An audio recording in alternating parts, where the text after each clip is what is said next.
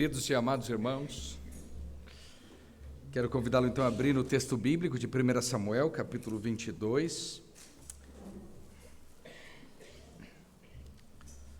E eu quero dizer, enquanto você vai abrindo, que eu estou feliz da vida, ver Deus trabalhando na vida de cada um de vocês, na minha vida também.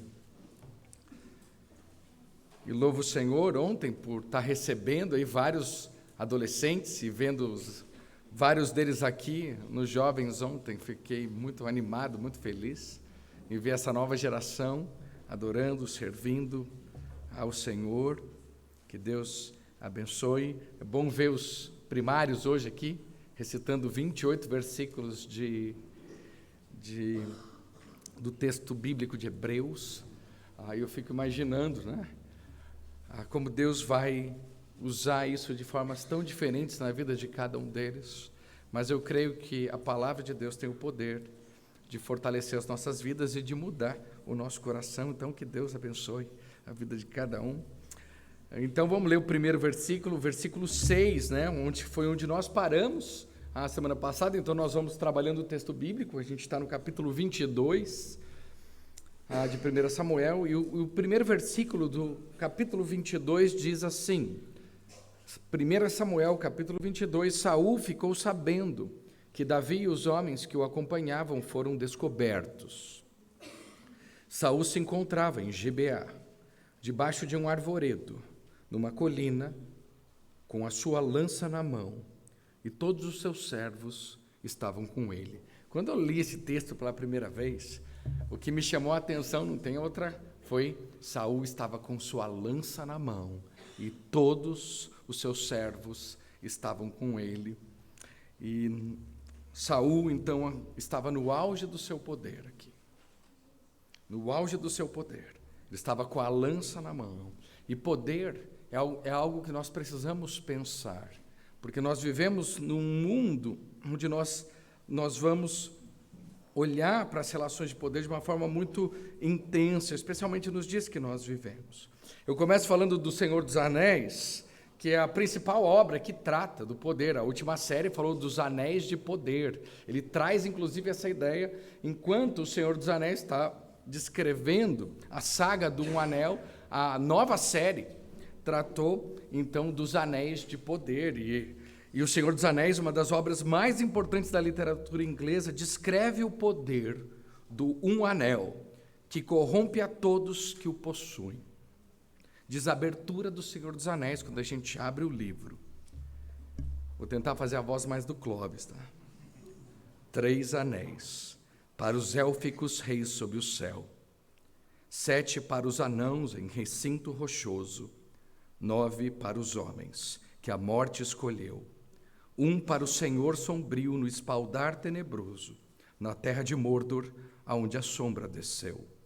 Um anel que a todos rege, um anel para achá-los, um anel que a todos traz para a escuridão atá-los, na terra de Mordor, onde a sombra desceu. O poder aqui, quase ilimitado de um anel, só serve para achá-los e atá-los. Nessa obra, e é incrível o que o Tolkien faz, é que não são os poderosos, mas são os pequenos hobbits, um povo simples, sem ambições, os que são incumbidos de destruir um anel. Mas as relações de poder não estão apenas no mundo da fantasia, dos heróis e assim por diante. Elas fazem parte do mundo real e impactam a nossa vida, nós querendo ou não. Nós temos chefes no trabalho, temos políticos no Congresso, temos juízes nos tribunais, a lista é longa. E foi eu não sei o que ele era, talvez um filósofo, conhecido como Lord Acton, o autor da famosíssima frase: o poder tende a corromper, e o poder absoluto corrompe absolutamente. Ele continua, de modo que os grandes homens são quase sempre homens maus. E essa é a frase completa, né, de Lord Acton. E ele passa E ele descreve as pessoas que têm poder, ele diz quase sempre, esses grandes homens são maus. No pensamento desse filósofo, o processo histórico se desenvolve à medida que temos liberdade. E quando há liberdade, ele diz, há desenvolvimento humano, ele vai descrevendo isso. A defesa da liberdade é um imperativo moral, ele coloca. Se o poder político se arroga o direito de comandar os atos dos homens, ele os priva de responsabilidade. Eu já vou sair disso, tá? Mas ele diz assim, Acton considera que a noção de liberdade é uma contribuição cristã. Ele vai dizendo que o ideal de liberdade não é um ideal greco-romano. O ideal de liberdade é um ideal judaico-cristão. E ele vai dizendo o seguinte, pois o cristianismo é quem revelou esse conceito na sua plenitude ao mostrar que liberdade e responsabilidade são indissociáveis. E ele vai colocar isso. A liberdade e a responsabilidade andam juntas. São coisas indissociáveis.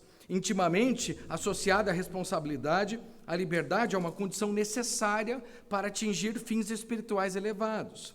E ele afirma o seguinte, a liberdade não é um meio para atingir um fim político mais elevado, ela é o fim político mais elevado.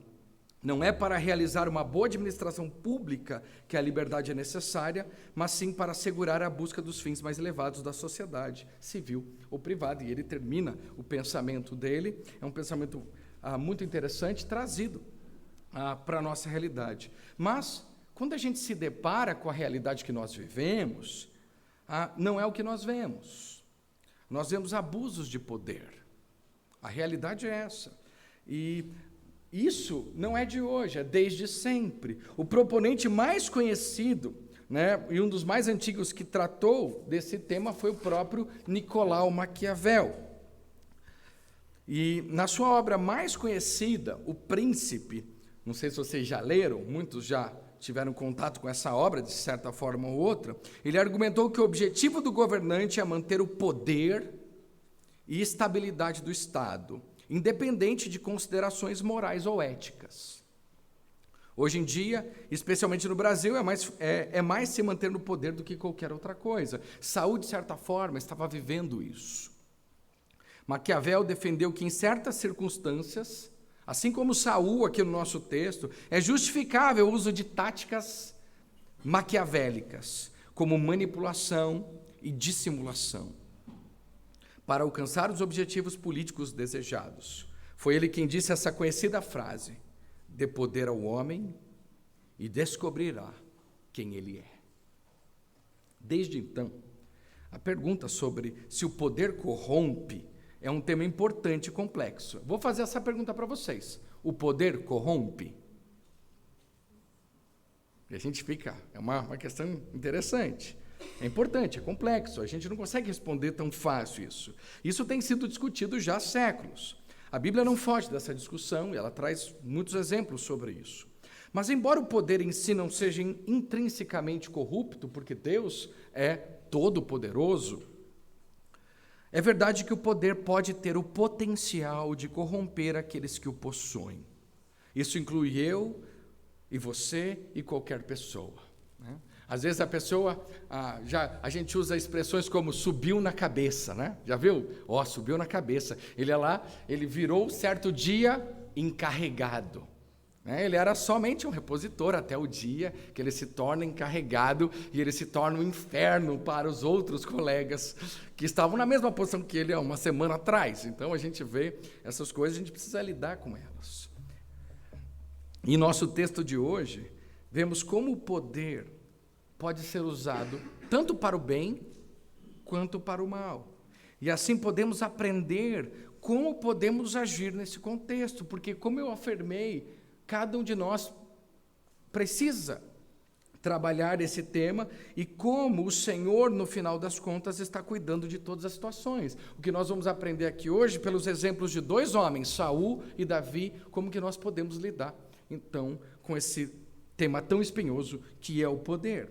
E para isso, hoje, espero que aprendamos mais um pouquinho a lidar com isso e não cair nas armadilhas que o poder muitas vezes nos traz. O nosso texto de hoje nos traz lições muito importantes. O primeiro exemplo do nosso texto está aqui no capítulo 22, é o exemplo de Saul, que se considera absoluto e utiliza o poder para si mesmo. Então, Saul é o exemplo da pessoa que se vê independente de Deus, se considera absoluto e utiliza o poder para si mesmo. E o texto bíblico diz, a partir então do verso 7, que foi onde nós paramos, Saul disse aos servos que o rodeavam: escutem, filhos de Benjamim, será que o filho de Jessé dará também a todos vocês terras e vinhas, e fará de todos vocês chefes de milhares e chefes de centenas, para que todos vocês tenham conspirado contra mim? A gente consegue notar o medo de perder a sua posição aqui. Não houve ninguém que me avisasse que o meu filho fez aliança com o filho de Jessé. Não há nenhum de vocês que tenha pena de mim e me conte que o meu filho instigou contra mim, o meu servo, para me armar ciladas, como se vê neste dia.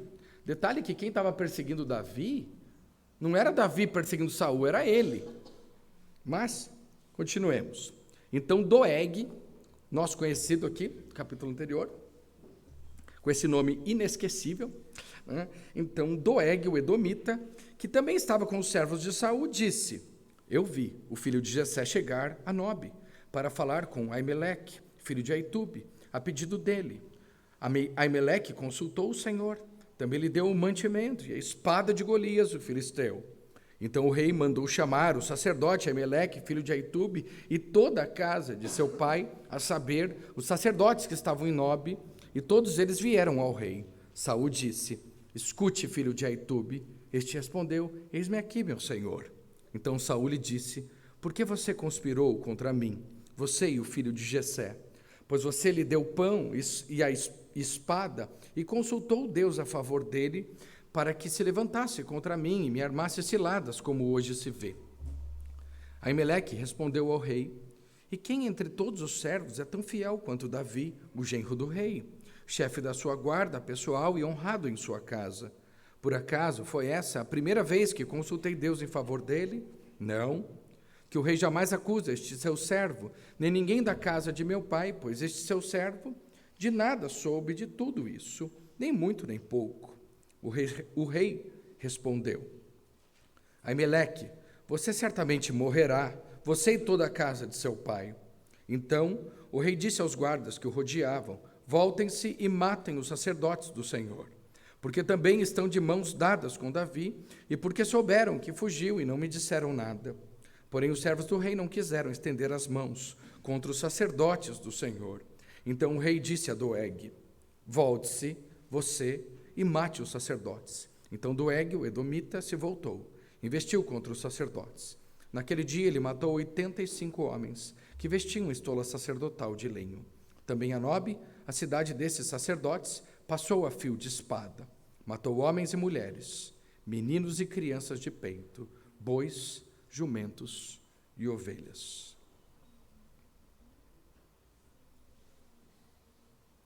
Porém, dos filhos de Aimeleque, o filho de Aitube, um só, cujo nome era Abiatar, se salvou e fugiu para Davi. Abiatar, e a gente vê uma situação tão trágica aqui no nosso texto. Uma pessoa, então, com medo de perder a sua posição. Uma pessoa com medo de perder o seu poder. Era um homem no seu auge do poder, mas absolutamente com medo de perder a sua oposição, de forma que ele via inimigos em todos os lados, em todas as pessoas. Ele acusa primeiramente o seu próprio filho de conspirar contra ele. E isso, lendo os textos anteriores, nós vimos que não é verdade. Ele acusa o próprio filho, ele se coloca numa posição de vítima dessa situação. Ele não se coloca como o perseguidor, ele se coloca como o perseguido nessa situação. Ele então manda chamar o sacerdote, ele manda matar 85 sacerdotes. O resultado é tão trágico, porque Naquele dia, como nós lemos aqui, ele matou 85 homens, mas também a Nobe, a cidade desses sacerdotes, passou a fio de espada, matou homens e mulheres, meninos e crianças de peito, bois, jumentos e ovelhas. Nós vemos aqui que este homem se tornou então cruel. E esse é um grande perigo que ele passou, e que também nós precisamos notar, né? Ele assume essa posição, mas ele se esquece de Deus. E agora Saul, ele cresceu, e ele se tornou um homem poderoso, mas ele fez isso longe do Senhor, longe de Deus. E o poder aqui o corrompeu de forma a muitas pessoas inocentes morrerem aqui a fio de espada. A loucura assassina de Saul levou a seguir e eliminar praticamente todo o clã sacerdotal residente em Nobe, no que constituiu, por um lado, a sua alienação prática de qualquer vestígio de lealdade a Javé. E aqui é o momento, nós chamamos, e é uma coisa bem importante nesses 2 capítulos, é um momento, então, de ruptura. Né? Você tem essa ruptura. Primeiro aqui, ele vai romper com a linhagem sacerdotal, então ele perde esse último apoio que ele tem. Logo em seguida, então, no próximo capítulo, ele rompe, então, com o próprio Senhor, e nós vamos ver isso aqui um pouquinho para frente. Então, Saul se considera aqui absoluto, ele não mede as consequências do que ele faz, ele é aqui praticamente uma visão do ser de Deus. Parece que o que Saul está tentando aqui fazer é ser Deus. E o poder, nesse sentido, ele nos corrompe dessa forma. Por quê? Porque toda tentativa de querer ser como Deus é, vamos assim dizer, pecado. O primeiro pecado foi justamente esse. A serpente falou para Eva: você será como Deus. E ela caiu nessa tentação. Há essa tentativa do ser humano. E na medida que ele se distancia de Deus, ele se torna senhor de si mesmo, e o resultado, eu preciso alertar cada um de vocês, é sempre tragédia. Uma tragédia anunciada. E a cada passo que a gente dá para longe de Deus, por mais que você cresça em conhecimento, em poder, em tantas outras áreas que a gente pode ver, especialmente o poder, nós vemos o resultado disso, essa tragédia. Ao mesmo tempo, Deus estava no controle, cumprindo a maldição divina contra a própria casa de Eli. Abiatar, o único sobrevivente, então fugiu para onde Davi se escondia. Assim, o futuro rei tinha o apoio de ambos os ofícios, tanto o ofício profético como o ofício sacerdotal. E ele continua no nosso texto aqui, a partir do versículo 21, do capítulo 22, Abiatar anunciou a Davi que Saul tinha matado os sacerdotes do Senhor. Então Davi disse a Abiatar: naquele dia, quando vi que Doeg, o edomita, estava ali, eu sabia que ele não deixaria de contar tudo a Saul. Eu fui a causa da morte de todas as pessoas da casa de seu pai. Fique comigo, não tenha medo, porque quem procura minha morte procura também a sua, mas comigo você estará salvo. Aqui Davi, então, ele começa a já reconhecer a sua falha, reconhece que suas ações têm consequências, e as mentiras que contou, a verdade é essa, as 2 mentiras que ele contou, a escolha que fez, resultou na morte de várias pessoas. O que fica dessa parte aqui do nosso texto é que as nossas ações têm consequências. Você gostaria de estudar esse tema? Venha na Escola Bíblica Dominical, que nós estamos estudando esse mês todo, que as nossas ações têm consequências, né? E a gente está olhando isso, Davi está experimentando isso. Ele está experimentando as consequências da sua mentira. Se ele não tivesse mentido, né, a história poderia ser outra. Mas conseguimos notar isso. Nossas ações têm consequências, ele reconhece isso, ao mesmo tempo ele começa a reparar isso. E ele trabalha, então, para reparar, abraçando. recolhendo então esse sacerdote para estar com ele. E isso, de certa forma, é a providência de Deus. Providencialmente, Deus deixou Abiatar vivo, um deles ficou vivo.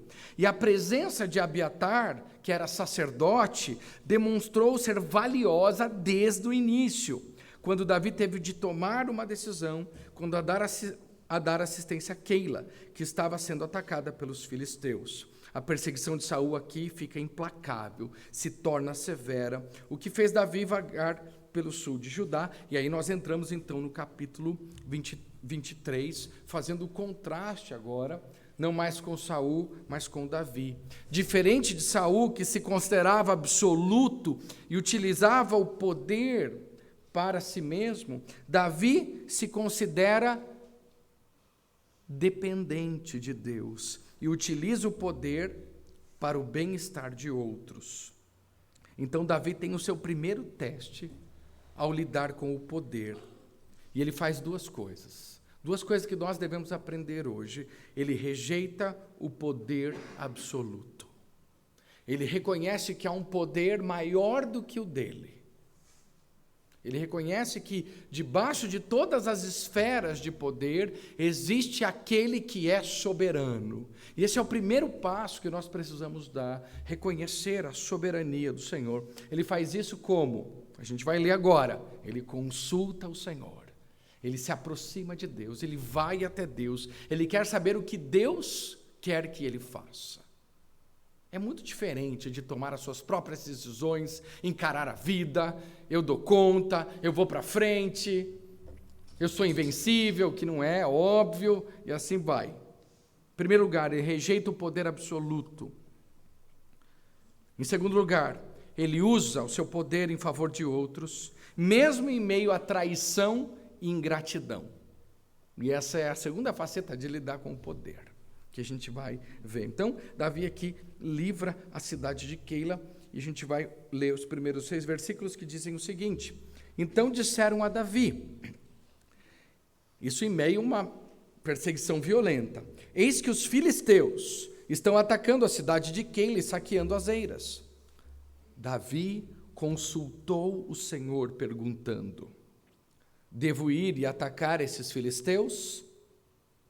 O Senhor respondeu a Davi: vá, ataque os filisteus e livre a cidade de Keila. Porém os homens de Davi lhe disseram: temos medo aqui em Judá, quanto mais indo a Keila lutar contra as tropas dos filisteus. Então Davi tornou a consultar o Senhor, e o Senhor respondeu: levante-se e vá até Keila, porque eu estou entregando os filisteus em suas mãos. Então Davi e os filisteus foram a Keila, lutaram contra os filisteus e tomaram todo o gado deles, e causaram grande matança entre eles. Assim Davi salvou os moradores de Keila. Aconteceu que, quando Abiatar, filho de Aimeleque, fugiu para junto de Davi em Keila, levou a estola sacerdotal. E aqui nós vemos então o desfecho, como a história muda. Mesmo em meio à perseguição, Deus trabalha com seus líderes. E agora chega para Davi que uma cidade ao norte, ele ao sul de Judá, estava sendo atacada pelas tropas dos filisteus. O que Davi deveria fazer? Vamos até lá? Vamos consultar o Senhor. Eles consultam o Senhor. O que Deus diz? E aí vem a surpresa: vai. Imagina ele anunciando para o pessoal: gente, está difícil? Nada está tão difícil que não possa piorar, ele falou, né? Nós vamos subir ao norte, mas é justamente onde Saul estava, e nós vamos ainda lutar contra os inimigos daquele que me persegue. Eles iam lutar, porque Saul estava tão obcecado na sua perseguição a Davi, que provavelmente ele reuniu todo o exército, ele desprotegeu todas as cidades de Israel, chamou o exército para ir perseguir Davi, a sua perseguição pessoal. E ele então desprotege os filisteus, que não perdiam uma oportunidade, começam então a atacar as cidades. Quem que Deus manda para livrar os israelitas? Não é Saul. Deus manda o próprio Davi: vai lá. Você quer ser rei? Começa já. Vai lá. vai lá atacar os filisteus. Ele chega para os homens, obviamente que eles falaram, gente, a gente está tremendo de medo aqui, quanto mais lá. Deus repete, pode ir, vai lá porque eu vou fazer isso.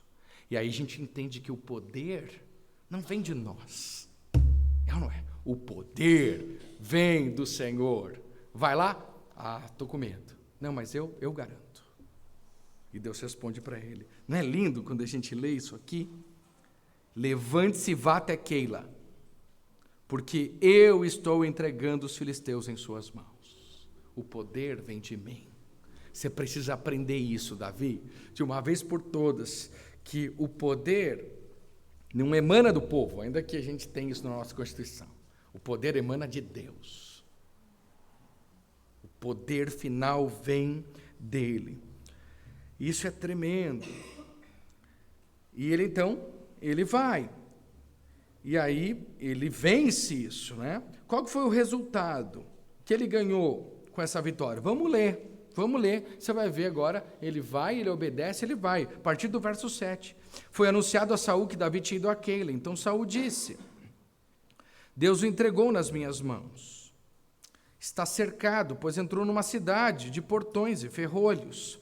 Então Saul mandou chamar todo o povo para a batalha, para que descessem a Keila e cercassem Davi e os seus homens. Quando Davi soube que Saul maquinava o mal contra ele, disse ao sacerdote Abiatar: traga aqui a estola sacerdotal. Então Davi orou: ó Senhor, Deus de Israel, teu servo ouviu que Saul de fato procura vir a Keila para destruir a cidade por minha causa. Será que os moradores de Keila me entregarão nas mãos dele? Será que Saul virá mesmo, como o teu servo ouviu?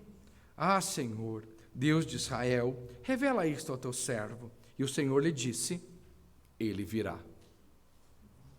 Então Davi perguntou: e será que os moradores de Keila me entregarão juntamente com os meus servos nas mãos de Saul?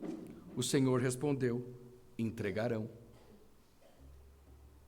Então Davi e seus homens, que eram uns 600, saíram de Keila e se foram sem rumo certo. Davi então livra os moradores de Keila das tropas dos filisteus. Ele protege aqueles homens, ele protege aquelas mulheres, ele protege aquelas crianças, e ele está ali. O contrário, Saul manda chamar todo Israel, desprotegendo as casas, porque os homens iam para a guerra, as mulheres ficavam em casa com as crianças. Então ele chama o exército, eles vão cercar a cidade, e Davi pergunta então: Senhor, e agora? Saul vai vir? Vai. E vem cá, esse povo que eu salvei, esse povo aqui, que eu livrei das mãos das tropas da Filisteia, o que eles vão fazer? Vão te entregar. O que você ganha? Segunda lição. 2 coisas. Aprenda, porque dói. Você quer lidar com poder? Aprenda a lidar com a dor. Traição e ingratidão marca o tratamento que Davi recebeu de seus compatriotas. Esse é o único consolo. A gente vai ver para frente, foi a visita do seu amigo Jonatas. Davi ora, então, e o que ele ganha é isso. E a gente segue o texto aqui, porque em meio, muitas vezes, à traição, ingratidão que as relações de poder vão nos trazer, Deus tem os seus meios de nos animar a continuar. Quando Davi percebeu que Saul tinha saído para tirar-lhe a vida, ficou no deserto de Zife, em Oreza. Então Jonatas, filho de Saul, se levantou e foi falar com Davi em Oreza. E lhe fortaleceu a confiança em Deus. Jonatas disse: não tenha medo, porque a mão de Saul, meu pai, não encontrará você. Você será rei de Israel, e eu serei o segundo depois de você, o que também Saul, meu pai, bem sabe. E ambos fizeram aliança diante do Senhor. Davi ficou em Oreza e Jonatas voltou para casa. Após a visita de Jonatas, você falou: uau, agora sim, né? Olha o que Jonatas fala: poxa, você vai ser rei, eu que sou herdeiro estou dizendo isso, eu estou com você. E ele animou o coração dele. por mais que os homens sejam ingratos e traidores, que não seja você. Que você seja como Jonatas. Porque de traidores e ingratos, a gente já tem um monte de gente assim. Está no coração humano. Está na natureza humana. Isso. Puxar o tapete, né? Dar rasteiras. Que mais que as pessoas fazem? Fofocarem. E a lista é interminável. Nós precisamos ser como Jonatas. Nós precisamos de ter caráter. E é esperado dos cristãos isso. É esperado dos cristãos um caráter como o caráter de Cristo, que nenhum dolo se achou em sua boca. Nenhum. Nós precisamos de pessoas fiéis e a obra de Deus avança com pessoas leais e fiéis, como Jonatas aqui. Ele vai e ele se coloca em risco e ele fortalece. Mas, como a gente sabe, as coisas ainda podem, se está pior, pode ficar pior ainda. Né? E a gente tem aqui, então, o fim da linha para Davi. Um encontro fatal bem à frente. E a última parte do texto nos traz essa ideia. Então, os ifeus foram falar com Saul. Os queneus, né? Os queileus, né? Melhor, queileus. Os queileus, uma ingratidão total. Os efeus, pior, traidores. Então, os efeus foram falar com Saul em Gibeá, dizendo: não é verdade que Davi está escondido entre nós, nos lugares seguros de Oreza, no monte Áquila, ao sul de Gesimon? Agora, ó rei, conforme o desejo do seu coração, venha que a nós nos compete entregar Davi nas mãos do rei. Saul respondeu: que vocês sejam benditos do Senhor, porque tiveram pena de mim. Vão agora, informem-se ainda melhor, descubram o lugar que ele enfrenta e quem o viu ali, porque me foi dito que ele é muito astuto. Por isso, prestem bem atenção, informem-se a respeito de todos os esconderijos que ele se oculta. Voltem para cá, com informações seguras, então eu irei com vocês. Se eles estiverem na região, irei procurá-lo entre todos os milhares de Judá. Então eles se levantaram e se foram a Zif, adiante de Saul. Ora, Davi e os homens estavam no deserto de Maom, na planície ao sul de Gesimon. Saul e seus homens foram ao encalço dele. Isto foi dito a Davi. Por isso, ele foi para a rocha que está no deserto de Maom. Quando Saul soube disso, perseguiu Davi no deserto de Maom. Saul ia de um lado do monte, Davi e os seus homens do outro. Davi se apressou em fugir para escapar de Saul, porém estes seus homens cercaram Davi, e os seus homens para os prender. Então veio um mensageiro a Saul dizendo: venha depressa, porque os filisteus invadiram a terra. Por isso Saul desistiu de perseguir Davi e foi lutar contra os filisteus. Por esta razão, aquele lugar se chamou Selá Hamalecote. Davi partiu daquele lugar e ficou nos lugares seguros em Engedi. E aqui a segunda divisão dos dois. Esse lugar chamado Selá Hamalecote é o segundo, quer dizer pedra de divisão, pedra de escape. Então Davi separa os dois. E nós temos esse livramento da parte de Deus. Mais uma vez, as ações de Saul aqui têm suas consequências. Ele manda chamar os homens de todo Israel, desprotegeu ainda mais as cidades. E agora os filisteus dão uma investida. E claro que ele não volta por vontade própria, penso eu. Ele volta pelo desespero daqueles pais que precisam agora voltar para guerrear contra os filisteus. Davi, então, aprende a sua segunda lição, que mesmo em ingratidão e traição, Deus, no final das contas, é soberano. E vai cuidar dos seus servos e de nós. E aí eu trago a grande verdade hoje para nós. Mas não é o começo do sermão, tá? É o final. É que nos sermões narrativos a grande verdade vem no final, tá? E a grande verdade é que quando reconhecermos que o único poder absoluto é de Deus, nos colocamos na disposição correta de servir ao Senhor e aos outros. Isso que a gente precisa entender. Nós nos colocamos nessa disposição. O primeiro passo é esse, reconhecer que o poder não está em nós. E eu tenho feito esse exercício em várias áreas da minha vida. É o Senhor que abençoa o meu trabalho neste lugar. É o Senhor que abençoa a minha vida nesse lugar. E eu estou aqui para servir ao Senhor e servir aos homens. Gente, funciona. Funciona.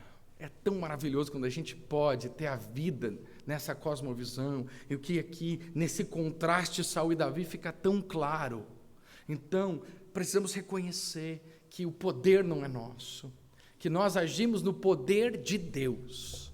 E se fazemos qualquer coisa útil e que presta nessa vida, não é pelas nossas capacidades, mas é pelo poder daquele que opera em nós. O único que pode mudar os corações é Deus. O único que pode salvar o pecador perdido é Deus. Nós não temos poder de absolutamente nada. Nós dependemos dele para tudo. Por isso, Davi, aqui no capítulo, ele consulta o Senhor, ele consulta o Senhor e ele consulta o Senhor. A gente que complica, mas a verdade é essa. Precisamos buscar o Senhor. E é assim que nós lidamos com o poder. Ao reconhecer que Deus é soberano, reconhecemos que nós somos o quê? Seus servos. E isso nos coloca na disposição de fazer alguma coisa útil nessa vida. Então, Deus soberano, o contraste, nós, seus servos. Nós não somos soberanos, nós somos apenas servos. Mas uma pergunta que surge aqui nesse final de sermão: se o Senhor tem o poder absoluto, e Ele é o único que tem essa prerrogativa e esse poder, por que Ele não se corrompe? Por que Deus não se corrompe? Se Ele é absoluto, Ele está lá 1 trilhão de anos no universo, tudo para Ele, Ele faz o que Ele quer, do jeito que Ele quer. Por que Deus não é corrompido? Essa é uma pergunta boa. Só vou começar a responder para provocar vocês. Em primeiro lugar, porque Ele é trino. Deus é um Deus trino. Isso torna a Deus singular dentre todas as religiões. Ele não é egoísta na eternidade. Ele não estava sozinho há 1 trilhão de anos atrás. Não, ele estava com o Filho, estava com o Espírito Santo. E eles vivem em perfeita harmonia. Você já percebeu que na Trindade nenhum chama atenção para si? É o Pai que glorifica o Filho, e o Pai aparece lá e diz: esse é o meu Filho amado, em quem me comprazo. Aí Pedro fala: eu vou construir 3 casas aqui. Deus fala: para, ouve o meu filho. Esse é o meu Filho amado. A gente olha para o Filho e ele diz: Pai, eu te glorifico. Pá. Aí o Espírito Santo movendo, salvando as pessoas para a glória de quem? De Deus e do Filho. Então você vê essa dança eterna, de um para com o outro, não tem interesse próprio, mas cada um cuida dos interesses do outro, e você tem essa, como dizia o meu professor, essa dança cósmica, algo tão maravilhoso. Essa harmonia pode espelhar também as nossas vidas, nós podemos nos espelhar em Deus. Segundo, porque Deus não se corrompe, porque Ele não tem amor, Deus é amor, e isso significa doar-se. Quando a gente fala amor, não é um mero sentimento, eu amo, né? Estou me sentindo, sei lá o quê. Não, amor quer dizer doar-se. E é isso que Ele faz. Na Trindade, o Pai entregou o seu Filho. Jesus, ao mesmo tempo, se ofereceu para morrer em nosso lugar, e o Espírito Santo hoje convence homens e mulheres a se voltarem para Deus e serem salvos. Ele os capacita a viverem não para si mesmos, mas para aquele que os salvou, e nós glorificamos a Deus, e nós somos adoradores em espírito e em verdade. É fato que Deus prova o seu amor para conosco, pelo fato de ter Cristo morrido por nós, sendo nós ainda pecadores. No entanto, é importante ressaltar que nem todas as pessoas são corrompidas pelo poder. Ainda que o poder tenha essa capacidade, nós olhamos esse contraste. Davi aqui agora está lidando de uma forma muito, muito boa com o poder, é Deus preparando ele para algo maior, é Deus preparando Davi para ser rei. E a chave para evitar a corrupção sistêmica que acontece no nosso país, está na soberania de Deus, na boa consciência, na ética, na responsabilidade e na prestação de contas. Então, eu quero dar alguns conselhos para vocês. Eu não sei para onde Deus vai levar vocês, eu espero que seja para posições onde Deus pode ser cada vez mais glorificado na sua vida. Deus faz isso. Mas eu quero deixar alguns conselhos para você. Comece com Jesus Cristo tudo que você faz. Não tenha Ele como simplesmente uma ideia ou uma religião. Comece com Jesus em tudo na sua vida. Em primeiro lugar, reconheça-o como Salvador. É isso que torna possível todas as coisas. Reconheça-o como Salvador. E essa salvação, a Bíblia diz que é uma salvação por senhorio. E ele diz lá em Romanos capítulo 10, versículo 9, a saber, se com tua boca confessares a Jesus como Senhor, e em teu coração creres que Deus o ressuscitou dentre os mortos, serás salvo, porque com o coração se crê e com a boca se confessa a respeito da salvação. E o versículo 13 vai dizer, e todo aquele que invocar o nome do Senhor será salvo. A gente precisa começar aqui. Essa salvação que transforma a nossa vida, que nos livra da escravidão do pecado e nos torna livres em Cristo. Você quer ser livre? O Senhor Jesus disse, e conhecereis a verdade, e a verdade vos libertará. E na medida que conhecemos os filhos, verdadeiramente você vai ser livre. Comece com Jesus. Reconheça seu senhorio, você estará pronto para o que der e vier, seja a morte, como esses 85 sacerdotes, seja a vida, não importa. Seja ganhar, seja perder. Com Cristo, não importa mais. Reconheça que Jesus é Senhor. E, meus amados, você está numa igreja que trabalha isso muito. Jesus, Ele não é uma parte da nossa vida. Ele é o Senhor das nossas vidas, que possamos fazer como Davi aqui. Davi consultou o Senhor. E se Davi estivesse em Jerusalém, era Davi consultou o Senhor e depois a sua esposa. Só que ele não estava lá, então ele ficou nessa, né? Mas é importante a gente poder olhar para isso. Davi, então, ele faz isso. Reconheça esse senhorio, não importa. Rejeite o poder absoluto. Como você tem feito para rejeitar o poder absoluto na sua vida? Nos seus pequenos feudos, né? Que a gente vai criando, né? Ninguém entra na minha biblioteca. Ninguém entra no meu quartinho sagrado. Né? A gente cria pequenos reinos, onde a gente tem poder absoluto. Como você tem rejeitado o poder absoluto e reconhecido o poder absoluto de Deus na sua vida? Eu vou contar aqui uma das formas. Está ali, ó, João, pastor João Weidman, é ou não é? Eu liguei para ele hoje pedindo, gente, autorização para pregar esse texto hoje. É incrível isso. Ô, João, estou aqui lutando com Deus, João. Não dá para pregar só o 22. Eu vou ter que avançar no teu texto que ele já tinha estudado, por sinal, é ou não é?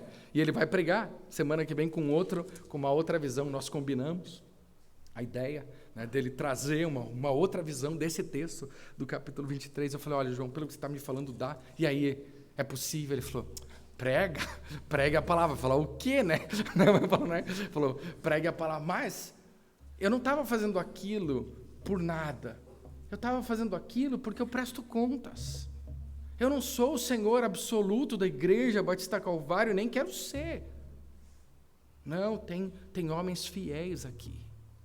Então, a gente está caminhando para ter o que eu falei no meu primeiro dia, pluralidade de pastores, pluralidade de presbíteros, uma liderança muito forte na nossa igreja, homens muito fiéis na nossa igreja, homens que podem ser vasos de honra nas mãos do Senhor, para que nós cumpramos o nosso papel nesse mundo, primeiramente como pais dos nossos filhos, como maridos das nossas esposas, como crentes nesse mundo. Nós precisamos rejeitar o poder absoluto. Nós precisamos reconhecer a nossa dependência de Deus. Se coloque debaixo da soberania dEle. Pare de tomar as decisões como você tem tomado, na louca, sem medir consequência, sem pensar nas pessoas, sem pensar na família. Você não é absoluto coisa nenhuma. Se coloque debaixo da soberania, se torne servo. Estar na posição certa para ajudar as pessoas e assim impactar o mundo. Foi Jesus quem disse: o maior será o que serve. O maior. E ele está falando aqui das maiores instâncias do nosso mundo. Ele falou: você quer ser grande? Quer ser o bam, bam, bam? Sirva. Quem não serve, não serve. Eu fiquei com medo que o pessoal de espanhol não ia entender. Então, quem não serve para nada. Né? Porque quem não serve, né? Fica meio redundante, né? Mas aí eu fui lá no espanhol, era igualzinho também, que não serve, né? Então, deu no mesmo, né? Então, mas mantive, né? Por último, mais um conselho: sirva as pessoas, independente do que elas podem te dar em troca. As relações de poder no Brasil é muito do toma lá da cá, é ou não é? Eu dou, faço um favor para você, você faz um favor para mim, eu dou um jeito para você aqui, você dá um jeito para mim. Nós não. Nós vamos servir independente do que a gente pode receber. Assim que a gente lida com poder. A única coisa que você vai receber nessa vida, nesse mundo das pessoas é... Quais são as duas coisas? Traição e ingratidão. Você já está acostumado com isso? Quanto mais você sobe, mais você vai ter isso. Já vou avisar.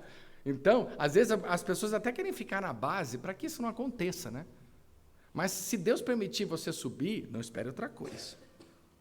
Traição e ingratidão. As mães aqui sabem bem, né? Muitas vezes, né? Que se matam lá, nem um obrigado, né? Ingratidão, entre os dois, traição e ingratidão é melhor. Não, quem diria que a gente ia falar isso? Nossa, ingratidão é melhor. Mas é um dos dois. Não espere nada dos seres humanos além disso. Não espere. Não, fica tranquilo. Sabe por quê? Porque nós servimos o Senhor em última instância. Nós servimos Ele. Nós servimos a Deus, Ele é o Senhor da nossa vida, Ele é o recompensador, o galardoador daqueles que buscam. Por isso, sirva o Senhor independente do que você vai ganhar, se vai ganhar ou perder. Sirva o Senhor onde você está, não importando a sua posição. Tem gente que diz, quando eu for chefe, não, gente, não, é agora, quando eu sou servo, porque a gente nunca vai deixar de ser servo. A verdade é essa. Se vamos aprender as lições que Davi aprendeu hoje, nós nunca vamos deixar de ser servo. E isso me torna uma pessoa muito forte. Porque quando você serve, você é grande. Quando você serve, você tem moral. É gostoso servir. Comece já. Não há razão para não servir aqui. Nós servimos ao Senhor. Quem que é o seu chefe em última análise? É Deus. Você pode ter um monte de chefes insuportáveis no caminho, mas em última análise, o seu chefe é Deus. Ele sabe disso e nos recompensará por seu serviço fiel. Então, em 1 Coríntios 15, 58, você acredita que eu esqueci? Preciso voltar a decorar esse versículo. 1 Coríntios 15, 58, que diz o seguinte, ele diz... Portanto, meus amados, agora lembrei, portanto, meus amados irmãos, sejam firmes e constantes e sempre inabaláveis na obra do Senhor, sabendo que no Senhor o trabalho de vocês não é vão. Deus, Ele olha, Ele diz, Não importa o que você faça. Jesus mesmo falou, se você der um copo de água para um desses meus pequeninos, eu vou recompensar você. Não espera receber as coisas dos homens, mas espere receber de Deus. Não é o que Paulo fala? Agora, o prêmio, né, e eu estou memorizando, vou ter que ir lá. Segura, gente, segura. 2 Timóteo, capítulo 4, ele diz o seguinte: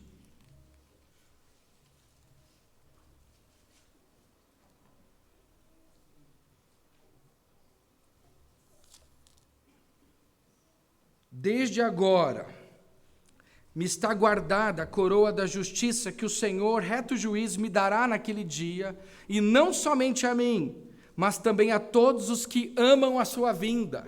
E ele diz, Paulo sabia, ele diz com todas as letras, lutei o bom combate, terminei a corrida, permaneci fiel, agora o prêmio me está guardado. Eu sei quem vai me recompensar. Os homens vão me matar. Ele diz, quanto a mim, o tempo de minha morte se aproxima. Já fui oferecido como oferta para Deus. Mas ele sabia que a recompensa dele não viria dos homens, mas viria do Senhor. Isso te motiva a servir? Para mim, é a minha motivação diária. Amanhã nós vamos servir. Isso nos torna invencíveis onde a gente entra. Quando nós entramos com a mentalidade correta. Precisamos de indivíduos que exerçam o poder com integridade. Não adianta reclamar daqueles que têm poder. Precisamos exercer o poder com integridade, com paixão e sabedoria, buscando o reino de Deus e a sua justiça em primeiro lugar e o bem-estar dos outros, usando a sua influência, seus talentos, sua habilidade para promover mudanças positivas.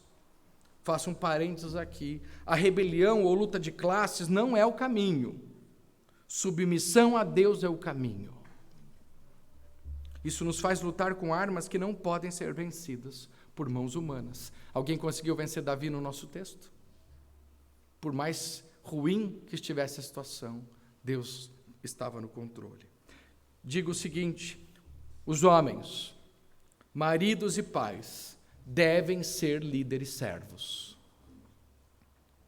Eles lideram, você lidera, eu lidero, por meio do sacrifício pessoal.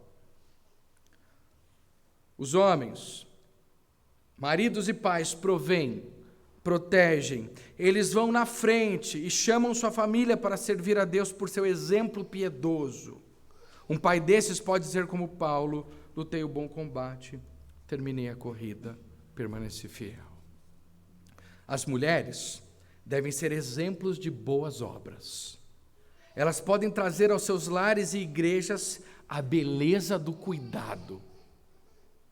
Elas são construtoras e podem edificar seus lares por meio de sua vida. Mulheres que priorizam seu papel de mães e que trabalham, estudam e leem arduamente para que a próxima geração conheça o Senhor. Mulheres que personificam em seus lares a sabedoria. O último grupo aqui, os jovens.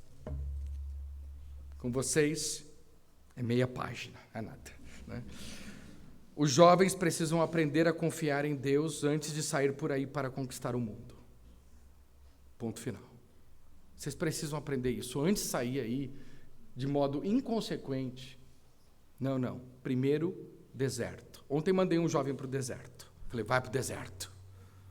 Aprenda a confiar em Deus. Peça para Deus te mostrar a verdade. E Ele vai fazer. Não há problema com isso. Quem aqui não andou no deserto da vida? Eu vaguei lá. Eu caminhei no deserto. E as maiores lições da minha vida vieram desse momento.